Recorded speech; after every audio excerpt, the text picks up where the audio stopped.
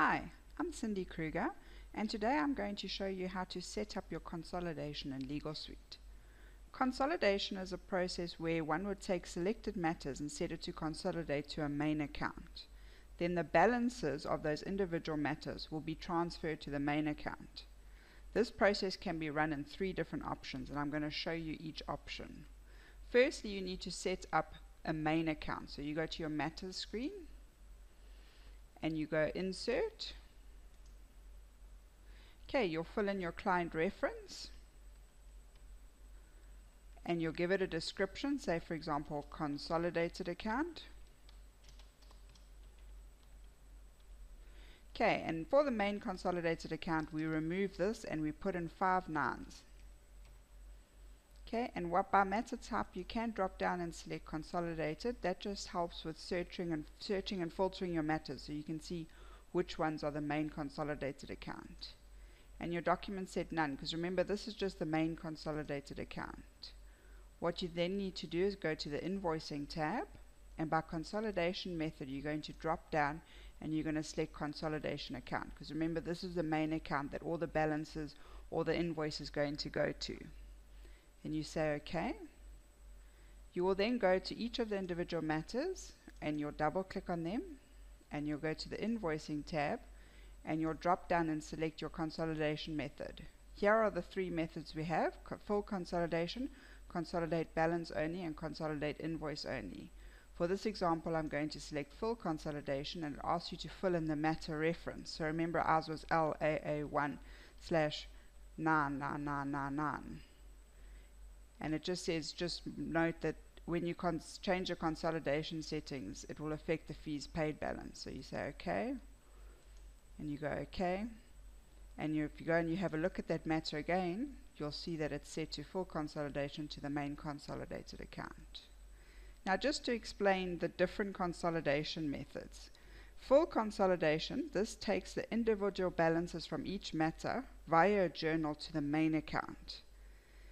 The main account under the invoices tab should be ticked to create invoices. So let's take for example our bears account here. So we have our bears account and I have a main consolidated account for bears, and each matter I have set up to be full consolidation to this bears account.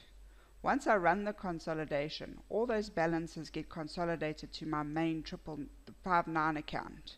And if I want to print the invoice, if you go to invoices for this matter and you print the last invoice that was created, you'll then see what the full consolidation invoice looks like. What it does is it has the main account and it gives the balance of the matter, so the debits and credits from each matter, and then it also shows further down, it shows a breakdown of the matters and what makes up the balance of those matters in the summary statement at the top.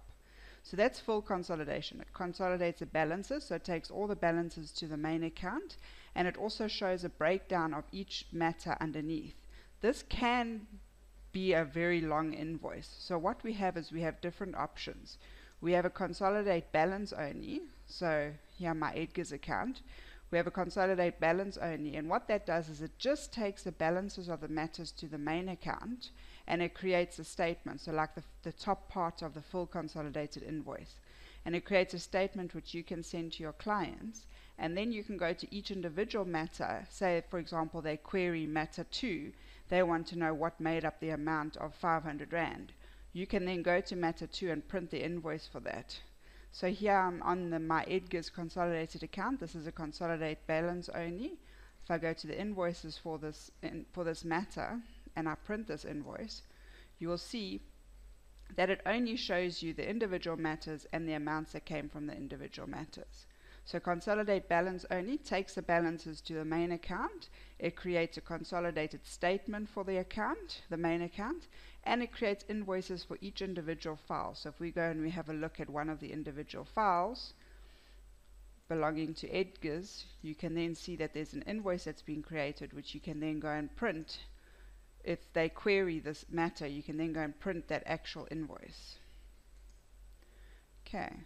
The last option we have is consolidate, is set to Woolworths, which is consolidate invoice only.